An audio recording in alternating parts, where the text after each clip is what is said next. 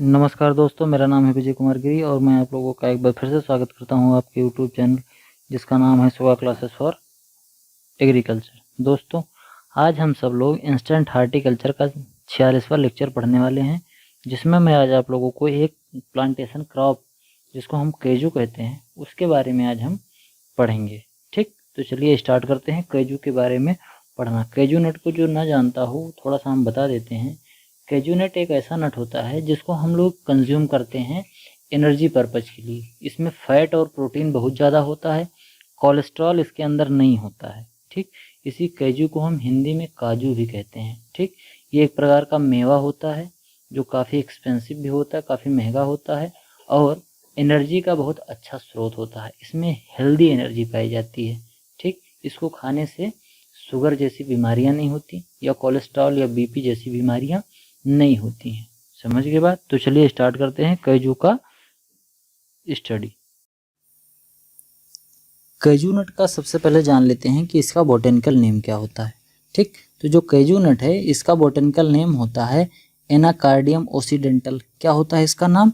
Anacardium occidentale is the botanical name of the kaju nut and the family belongs to areca Anacardiaceae. ठीक, कौन सी family है कैजू नट? कैजू नट है एक अनाकार्डियेसी family का पौधा होता है। ठीक, इसका जो ओरिजिन प्लेस होता है ये ब्राज़ील में, इसका ओरिजिन प्लेस ब्राज़ील माना जाता है। ठीक, तो कैजू नट क्या है? कैजू नट का बोटेनिकल नेम है अनाकार्डियम ओसीडेंटल, फैमिली इसकी है एनाकार्डियेसी, ओरिजिन प्लेस इसका है ब्राज़ील। और अगला पॉइंट फिर देखते हैं, अगला पॉइंट क्या कह रहा है। इसका जो कर्नल होता है, कर्नल समझते हो, मतलब जो हम काजू खाते हैं उस काजू को हम बोलते हैं कर्नल।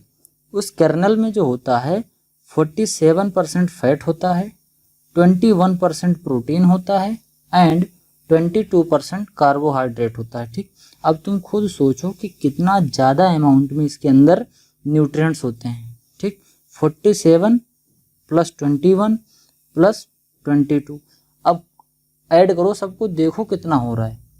नियर अबाउट 90% के आसपास तो इसमें केवल प्रोटीन, फैट और कार्बोहाइड्रेट होता है। मतलब जो हम खा रहे हैं उसमें प्योर न्यूट्रिएंट ही न्यूट्रिएंट है, फैट, प्रोटीन और कार्बोहाइड्रेट। मोस्ट ऑफ ऑल ये सबसे अच्छी बात इस कर्नल की क्या होती है कि इसके अंदर कोलेस्ट्रॉल नहीं होता है। Kernel don't have cholesterol.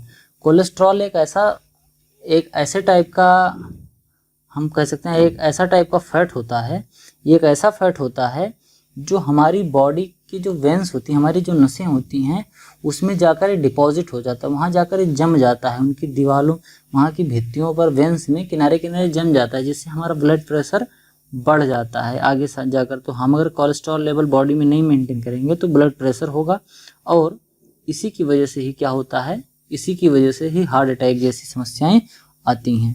फिर collection of fallen nuts is called as gleaning. जो इसका नट होता है, कर्नल होता है कैजू नट का, जो कैजू नट की देखो हम फोटो दिखा लेते हैं। कैजू नट की फोटो ऐसे होती है, मतलब देखने में कैजू नट ऐसा लगता है। तो इसका जो हम कर्नल होता है, ये कर्नल निकाल के खाते हैं। ये ऊपर वाला होता है, ये कसैला हल्का खट्टा जैसा होता है। ठीक, इसको हम जो खाते हैं, इसको भी कुछ लोग खाते हैं। और इसका जो मेन ये नीचे वाला जो पार्ट है, इसी को हम मोस्टली कंज्यूम करते हैं। समझ गए बात? तो ये जो बात है इसकी ग्लिनिंग वाली प्रोसेस, तो इसका जो कर्नल होता है या फ्रूट होता है ये धीरे धीरे गिरता रहता है। इसका जो नट होता है वो ज़मीन पे गिर जाता है, जैसे पक जाएगा तो पकने के बाद गिर जाएगा। तो इसी की प्रोसेस को, इसी को कलेक्ट करने की प्रोसेस को हम बोलते हैं gleaning. Gleaning process is related to which fruit या व्हिच प्लांटेशन क्रॉप? कौन सा क्रॉप है? Kaju nut. Gleaning is a process of collecting of fallen kaju from the plants. ठीक, फिर अगला पॉइंट देखते हैं। अगला पॉइंट क्या है? USA is the largest importer of the kaju colonel.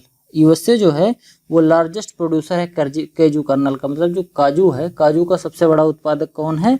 Importer कौन है? इंपोर्टर मतलब आयातक, मतलब अपने पास खरीदने वाला, मतलब मंगाने वाला अपने पास। दूसरे देशों से यहाँ पर ज़्यादा आता है, मतलब यूएसए वाले ज़्यादा कंज्यूम करते हैं क्योंकि इंपोर्ट ज़्यादा कर रहे हैं। तो USA is the largest importer of the kaju kernel. ठीक, फिर आगे बात करते हैं। Kaju is restricted to altitude below 700 meter where the temperature do not fall below 20 degree centigrade for prolonged period। कैजू उस जगह पर हमें उसकी खेती नहीं करनी चाहिए अगर मीन सी लेवल से हमारे फील्ड की ऊंचाई 700 मीटर से कम है, यानी कि मैदानी क्षेत्र है, अगर 700 मीटर से कम है तो वहां पर हम कैजू की खेती नहीं कर सकते हैं। इसके लिए हाई एल्टीट्यूड होना चाहिए, यानी कि समुद्र तल से ऊंचाई ज़्यादा होनी चाहिए फील्ड की हमारे, और यहाँ पर एक लंबे समय तक बिलो 20 डिग्री सेंटीग्रेड टेम्परेचर होना चाहिए। अगर 20 डिग्री टेम्परेचर से ज़्यादा का टेम्परेचर है तो वहाँ पर हम खेती नहीं कर सकते हैं। यहाँ पर एक लंबा समय ऐसा होना चाहिए जो 20 से कम हो, मतलब 10, 15, 18 डिग्री सेंटीग्रेड का टेम्परेचर हो और बहुत लंबे समय तक हो। जैसे ठंडी में टेम्परेचर माइनस चला जाए तो वो सबसे अच्छा टेम्परेचर माना जाता है कैजू की कल्टीवेशन के लिए। ठीक, तो कैजू की जो कल्टीवेशन होती है मोस्टली हिली एरियाज में होती है। More than 8 pH is not suitable for its cultivation। जो कैजू होता है इसकी कल्टीवेशन के लिए जो हमारी फील्ड है उसका pH वैल्यू जो है वो 8 से ज़्यादा नहीं होना चाहिए। कम हो जाएगा कोई प्रॉब्लम नहीं, लेकिन 8 से ज़्यादा नहीं होना चाहिए, यानी कि सैलिनिटी को कैजू की क्रॉप नहीं टॉलरेट कर सकती। ठीक, सैलाइन अगर सॉइल है तो वो इसको टॉलरेट नहीं कर पाएगी। फिर अगला पॉइंट जो है इसकी प्रूनिंग करने का, जो कैजू नट है इसकी जो प्रूनिंग करने का सबसे अच्छा टाइम होता है वो होता है अगस्त से सितंबर। अगस्त और सितंबर का जो ये मंथ होता है इसी मंथ में हम क्या करते हैं, कैजू की प्रूनिंग करते हैं। फिर अगला पॉइंट इसमें जो बोल रहा है, अगला पॉइंट है most popular method of roasting. Roasting एक ऐसी टेक्निक होती है, रोस्टिंग की टेक्निक से ही हम कैजू का जो कर्नेल होता है उसको निकालते हैं। मतलब काजू का ऊपर का ऐसे बोल सकते हो जो छिलका, ये जो काला काला दिख रहा है ये नट सील, इसको हम तोड़ते हैं और ये इसको निकालते हैं। अंदर का जो ये दिख रहा है सफ़ेद सफ़ेद, इसको हम निकालते हैं।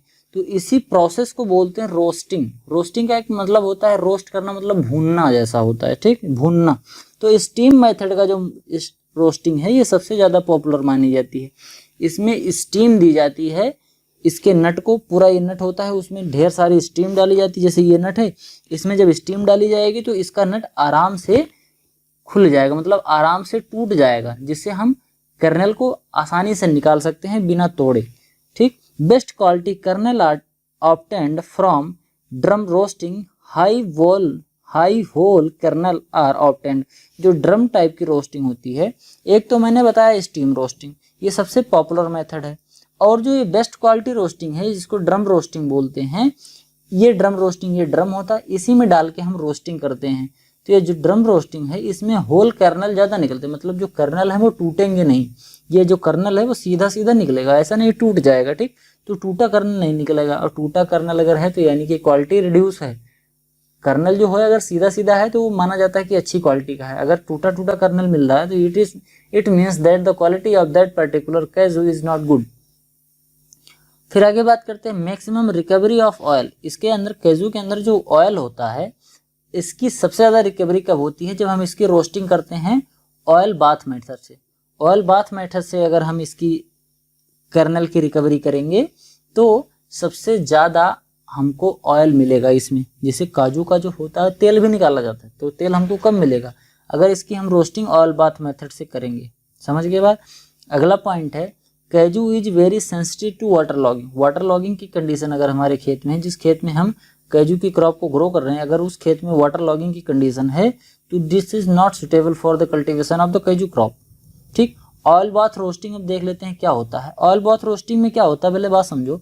इसमें होता है 170 से 200 डिग्री सेल्सियस, 2000 हो गया है, इसको सही कर लेना।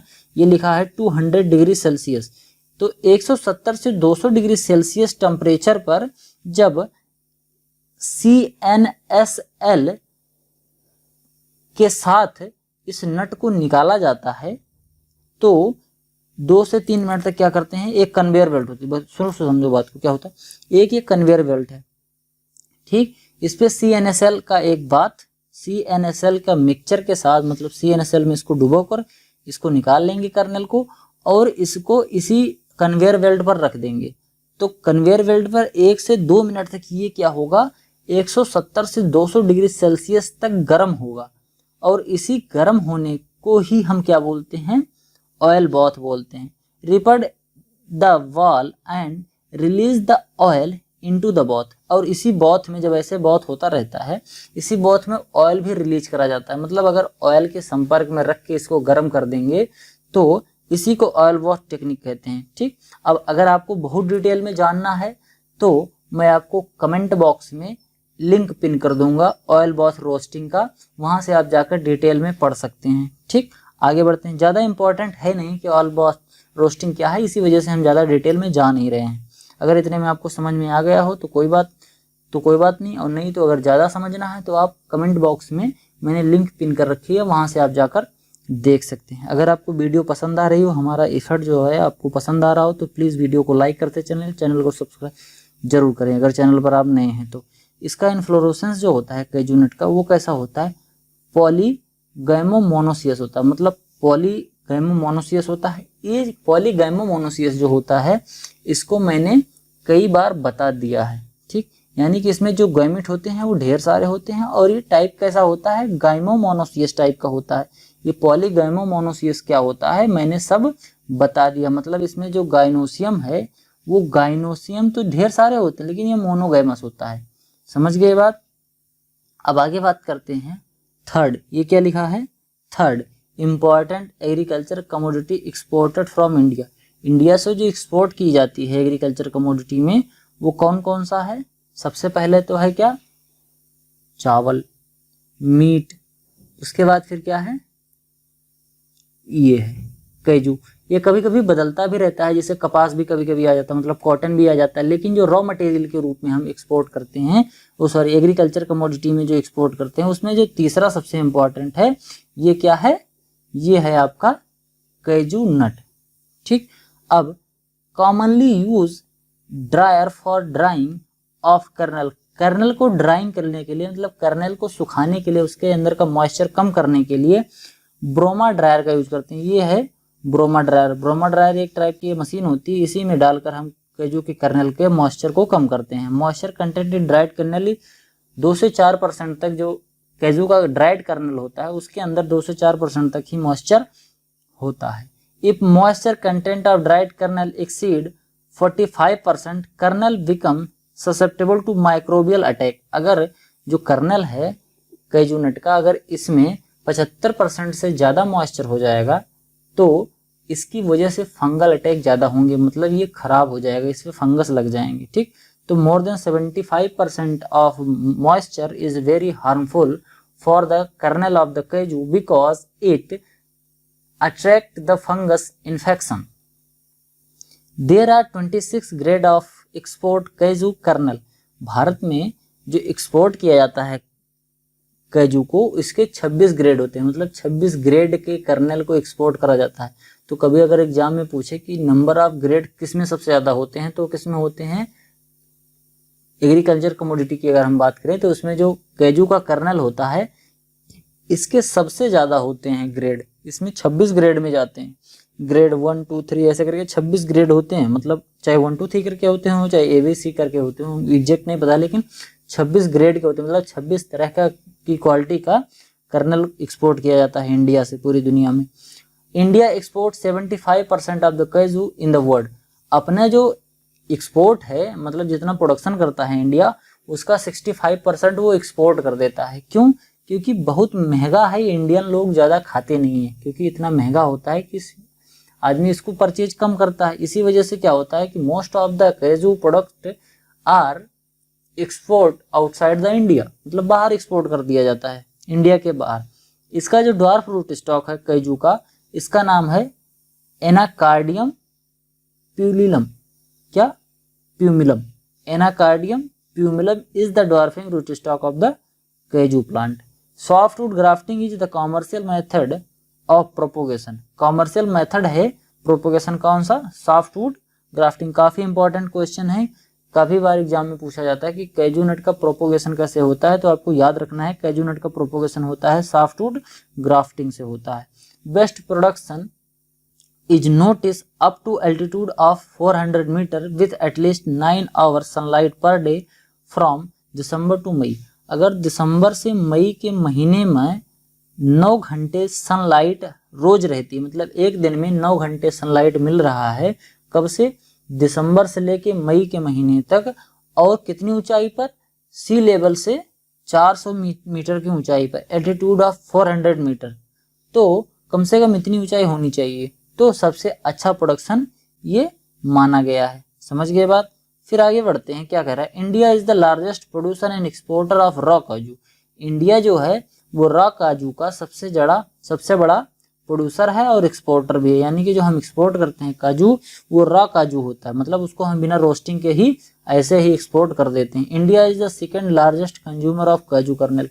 काजू कर्नेल का जो इंडिया लार्जेस्ट सेकंड नंबर पर ये कंज्यूमर भी है, हम लोग खाते भी ज़्यादा हैं, लेकिन 65% हमने एक्सपोर्ट कर दिया था, बचा कितना था 45%। तो वो जो 35% तो 35% जो बच रहा है उसको हम कंज्यूम करते हैं, ठीक। और इतना ही कंज्यूम कर कर हम सेकंड लार्जेस्ट कंज्यूमर बन जाते हैं पूरी दुनिया में।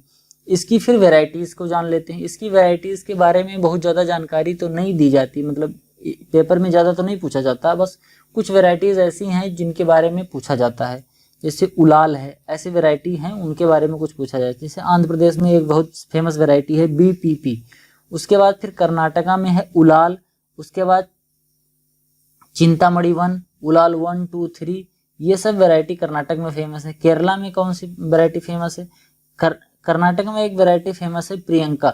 ये वैरायटी एक्सपोर्ट क्वालिटी है, मतलब ये अच्छी क्वालिटी का माना जाता है, इसको एक्सपोर्ट ज़्यादा करते हैं। जैसे मैंगो में सेंधु और अल्फांसो टाइप की जो वैरायटीज़ होती है इसको ज़्यादातर एक्सपोर्ट कर देते हैं। उसी तरीके से जो कैजू कर्नल की प्रियंका वैरायटी है इसको भी हम एक्सपोर्ट कर देते हैं। महाराष्ट्र में बेंगुल्ला 1, 2, 3, 4, 5, 6, 7, ये बेंगुल्ला 1 to 7 जो है ये महाराष्ट्र में काफ़ी अच्छी वैरायटी मानी जाती है इसकी कल्टीवेशन के लिए, ठीक। फिर आगे बात करते हैं तमिलनाडु। तमिलनाडु की एक वैरायटी है VRT1 एंड VRT2, VRT3, ये 3 वैरायटी हैं जो काफ़ी अच्छी मानी जाती हैं। उसके बाद फिर वेन 3 वैरायटी है जो वेन 1 और बेट्रो 56 का क्रॉस होता है। उसके बाद ये कुछ हाइब्रिड वैरायटीज़ हैं, ज़्यादा इंपॉर्टेंट नहीं है। एक है दामोदर वैरायटी, ये भी कुछ इंपॉर्टेंट वैरायटीज़ हैं। तो आज के लिए केवल इतना ही। कैजू नट की छोटी सी क्रॉप थी आपके सामने, जो हम ला पाए इधर उधर से इकट्ठा कर कर वो हमने लिया। अगर आपको ये वीडियो पसंद आई हो तो वीडियो को लाइक करें, मुझे मोटिवेट करें, जिससे मैं आप लोगों के लिए रोज़ नई नई वीडियो आप लोगों के लिए लाता रहूँ। मिलते हैं किसी अन्य वीडियो में, तब तक इजाज़त दीजिए, धन्यवाद।